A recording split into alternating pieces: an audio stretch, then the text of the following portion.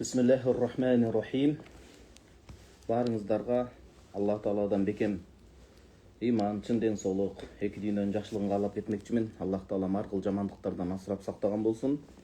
Алдыдагы келе жаткан курбан айткан менен жеткирип, курбанчылык союу, курбанчылыкка чалуу ибадатыны көпчүлүгүбүзгө насип кылып, сүйүктүү мекенибиз Кыргызстанда тынчтык, амандык болсун. Кошуна өлкөлөрдө, мусулман өлкөлөрүндө, дүйнө жүзүндө амандык, тынчтык болсун бир туугандар.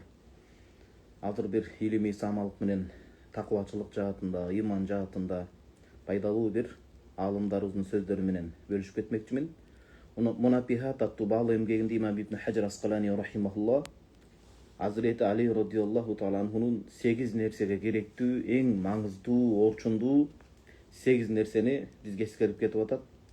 Мына ушул такыбачылыгыбызды арттырып, дин мээнетине ушунчалык бир көңүл буруп, акыретке болгон азык түлүгүбүздү кандап жүрсөк, гүл азыгыбызды анда эч нерседе биз уттурбайбыз.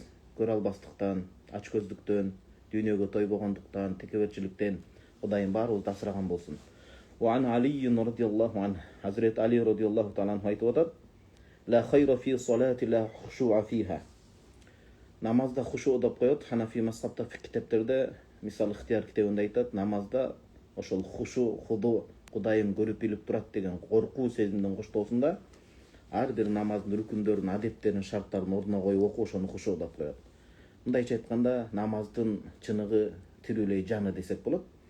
Намазда хушу, Кудай көрүп турат деген, Кудайдан коркуу сезимдин, улуу сезимдин коштоосунда окулбаган намаз, анда береке кайыр жок деп атат. Анткени бул жерде айтып атпайбы аалымдарыбыз? Мына Ханафи аалымдарыбыз түшүндүрмө берип атат. Хушу намаздан коркуу, намазда Кудай Тааладан коркуп, улуу сезим менен коштоп окуу бул намаздын негизги бөлүгүнүн бири. Негизги бөлүгүнүн бири. Мынакей аухаллаху иля ба'ди анбияихи, кээ бир пайгамбарлар өз коомуна насаатты жеткирүү үчүн Алла Таала аларга кайрылып коомуңа айткан: "О менин пенделерим, хабли мин айника думу", мына ушул көздөрүңөн жаш тагызгын. "Ва мин калбикал хушу", жүрөгүңдө менден корккун жүрөгүң менен. "Суммаду ли", кийин көз жашыңды салалатып агызып көзүңдөн, жүрөгүңдөн коркуп туруп намаз окуп, кийин мага дуа кылып кайрылсаң, "Фа инни астажибу лака", мен сенин дуаларыңды кабыл кыламын. "Анткени ва анал карибул мужиб", мен баардык нерседен сага жакын жана дуаларыңды кабыл кылуучумун дейт. Акыйда ишеними боюнча, илими боюнча Аллах Тааланын эч бир мекенге, жайга байлабайбыз. Бул жерде Аллахтын дуаны кабыл кылууга жакын деген мааниде. Демек Азирети Али радиаллаху таала анхунун биринчи сөзү хушусу, худуу жок намаздын берекеси болбойт дейт. Экинчиси "Вала хайра фи саумин лам тина фиха нил лагви". Лагви деген эмне? Ашча сөз. "Ал каламу лази ла фаидата фиги". Же динге, же дүйнөгө, же акыретине, же пайдалуу илим билиминин өсүп дамышына пайдасы тийбеген, пайдасыз, сандырак, сенек сөздөн сактабаган, корубаган орозодо пайда жок дейт. Анткени орозодон өздөштүрө турган олуттуу сабак бул адам эң биринчи оозуна, ар бир сөзүнө ээ болуу болот. Демек сандырак сөздөн, жаман сөздөн, сенек сөздөн, бирөөнүн көңүлүн оруткан жаман иритки уу сөздөн сактабаган орозо, демек ал кабыл болбогон орозо, анда орозосун кайра тутуп этияттасын дегени. "Вала хайра фи кираатин ла тадаббура фиха". Куран окуйт, бирок эч кандай ой жүгүртүү жок, такыбачылык жок болсо, демек ал Куран окууда да береке жок дейт. Бул деген кандай? Аалымдарыбыз түшүндүрмө берип атат. Ханафи аалымдарыбыз ай ла назара фи ахкамиха. Курандын өкүмдөрүнө көңүл бурбастан, бир гана коозун менен окуп коюу менен маашыланып, ошо менен сыймыктанып жатып калуу бул жакшылыкка жетелебейт. Куран окуган жакшы, болгон ага ой жүгүртүш керек, анын өкүмдөрүн амалга ашырууга аракет кылыш керек дейт. Үчүнчүсү "Вала хайра фи илмин ла вара фи". Илим алып атканда эч кандай арамдан, шек-күмөндөн сактанбай, такыбачылык жок болсо, ал илим уу боло турган, денеге зарын чача турган, амал көйлүк эмес, Кудай сактасын, алдамчылыкка жетелей турган болуп калышы толук ыктымал деп атат. Анткени пайгамбарыбыз саллаллаху алейхи вассалам хадисте айткан, Имам Бухари 52-чи сан менен, Имам Муслим 1599-чу сан менен, Имам Ахмад Имам Ахмад алып келген.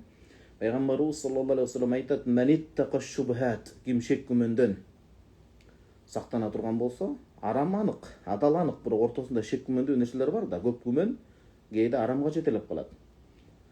Ошол кимде ким шек күмөндөн, ачык айкын арамдан болбосо да шек күмөндөн сактанса, факад истабара алидини ва ирди, Кудай астында өз биринчи абийирин сактаган болот, динине такыбачылык карманган болот. ومن وقع في الشبهات وقع في الحرام. Мындай маани бербей, көңүл бурбай, элес албай, шек күмөндөрдү аткара бере турган болсо, акыр түбү барып арамга түшүп калыш коркунучу бар дейт. Кийинкиси вала хайра фи малилла сахавата фи. Кимге байлык берип, Кудай Таала мүмкүнчүлүк берип, бирок кол ачык болбосо, берешен жоомарт болбосо, ал байлыгынан не пайда дейт. Hazreti Ali radıyallahu anh айтып атат.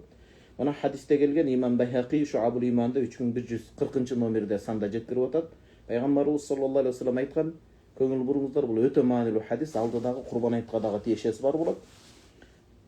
ما فتح رجل باب مسألة يريد بها كثرة ما فتح رجل باب عطية أو صلة. Кайсы бир адамга Аллах Таала адалдан байлык берсе, сиздин тапкан байлыгыңыз шариатка ылайык, адалдан, мыйзамды бузбастан, адал жолу менен келиш керек. Кимге Аллах Таала байлыктын жолун ачса, ошо байлыкты берип туруп, садака чабуу, садака чыгаруу, кайрымдуулук иши, көмөк берүү, жардамга колун созуу, кимге ушул берешендик менен аусилатын, туугандык мамилени, бекем байланыш эшиктер ачыла турган болсо, ким туугандарына кайрылаш болуп, көңүл бура турган болсо, байлыгынын зекетин, садакасын, акысын чыгара турган болсо, илля задахуллаху биха касрatan, ошол эки жакшылыгы, тууганчылык менен мамилени бекемдеген үчүн, жоомарттык берешендиги үчүн, байлыктын акысын берген үчүн Аллах көбөйтүп берекесин чачат дейт. Кимде ким тескеринче байлыгы болуп туруп зекетин, акысын чыгарбай, туугандардын акысын бербей, кайра суранууга өтө турган болсо, илля задахуллаху биха киллatan, Аллах аны сызга отургузбайынча койбойт дейт. Али радыйаллаху сөзүн улап атат: "Вала хайра фи ухуввати ла хизза фиха." Кыйындыкта туруп бербеген достукта береке болбойт дейт. Достук дегенде эң биринчи кезекте пайгамбарыбыз саллаллаху алейхи вассалам менен Hazreti Али радыйаллаху анху күйөө баласы. Пайгамбарыбыз саллаллаху алейхи вассалам менен Hazreti Абу Бакр радыйаллаху анхунун достугуна көңүл бурушубуз керек. Достук дегенде алтын доордо өмүр сүргөн сахабалардын, Меккеден келген, жұрт которуп келген сахаба менен Мадинада жергиликтүү тозуп алган ансари сахабалардын достугун караңыз. Колундагы байлыгын кош колдоп берүүгө даяр болгон чыныгы акыреттеги иман достугу. Өзүбүздүн Кыргыз элинин тарыхында мына азыр астында китеп турат, Төлөгөн Касымбеков атабыздын Кел. Дайыма жолго алыскы сапарга аттанганда ошону окуп жүрөмүн кайталап. Келде деле Токтогул атабыздын жаш кезде үйлөнөм деп шагысынып, көксөгөнүнө жетпей калганда Төрө деген досу кыйналып турса да жалгыз атын союп берип алдына салганы. Бардык ишин жыйыштырып, аны дагы билдет колко кылбастан, ушундай жоготуп алдым эле деген сөз менен кандай туруп берип атат. Мисалы өзүбүздүн тарыхка деле кайрылсак, дос болсоңуз Төрө менен Токтогул атабыздай, динибизде Hazreti Абу Бакр радыйаллаху менен пайгамбарыбыз саллаллаху алейхи вассаламдын сахабалардай, Hazreti биздин мазхаб башчыбыз Имам Абу Ханифа рахимахуллахтай кандай окуучуларына, досторуна бекем туруп берди. Элестетиңиз. Hazreti Ali radıyallahu anh ошону айтып атат: "Вала хайра фи ухуввати ла хизза фиха."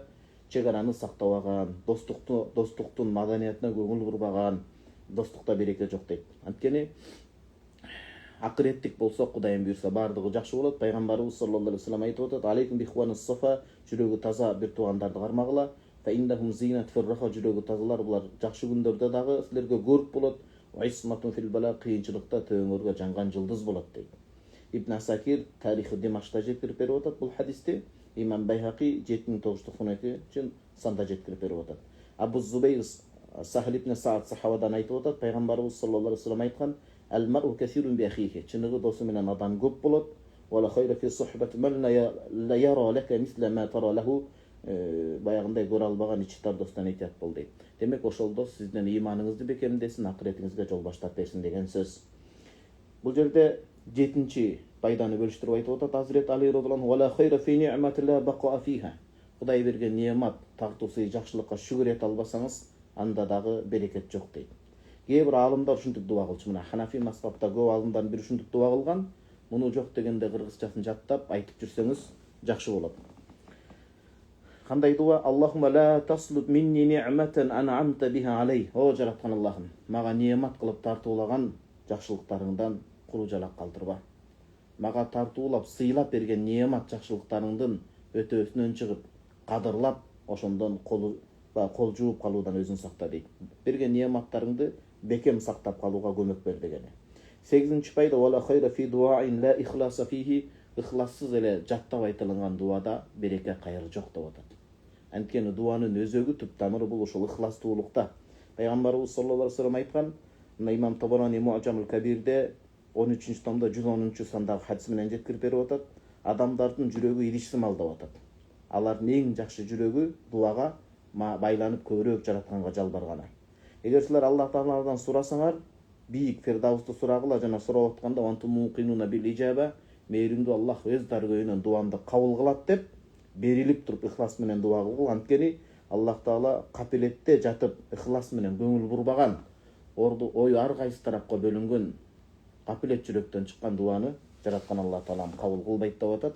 Туугандар, азыр ушул кыска ушу илимий пайданы бөлүшө кетмекчимин. Келе жаткан айт майрамы баарыбызга берекелүү болсун. Элибизде, жерибизде ынтымак, ырашкерлик, бейпилдик болсун. Бөлүнүп жарылуудан этият бололу, динибиздин, мекенибиздин, эли жерибиздин кадырына жетели. Кудайым жакшы күндөрүбүздү тагдырга жазсын. Жамандыктардан өзү асырап сактаган болсун иншалла. Жамандыктан өзү асырап сактаган болсун. Дайым ушул дуаларды айтып жүрөбүз.